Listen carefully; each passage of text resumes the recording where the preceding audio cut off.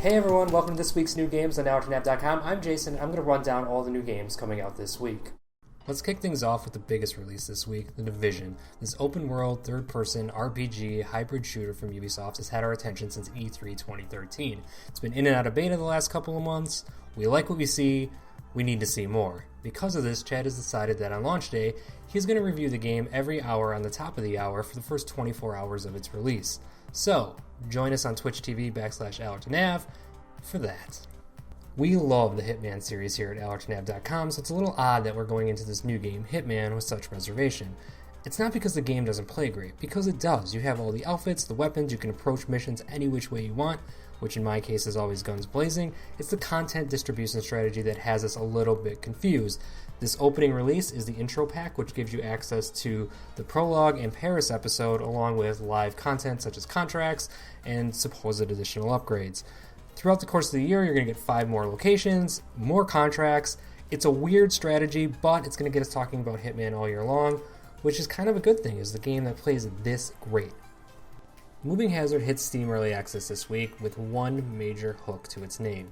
Zombies. I get it, zombies are played out at this point, right? But the way this game utilizes them in the Team Deathmatch Counter-Strike style mode is actually kind of interesting. The zombies are roaming the map at all times, these zombies can be weaponized and used against your opponents. It seems to me like this could be a shooter worth watching in the early access space for the next 6 months. Whether or not it goes anywhere is anyone's guess, time will tell.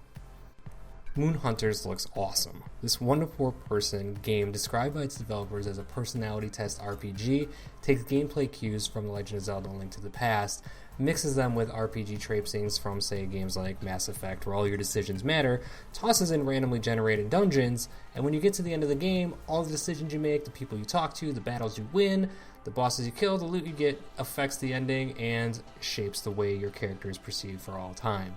If that doesn't sound awesome, I don't know what does.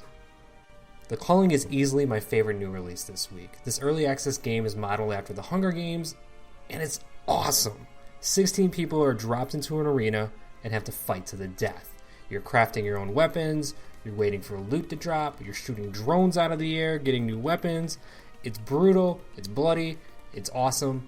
It's the Hunger Games in video game form, which we've been waiting for forever. So, you need to get this game so you and I can form an alliance, I can stab you in the back, and I can finally win the Hunger Games.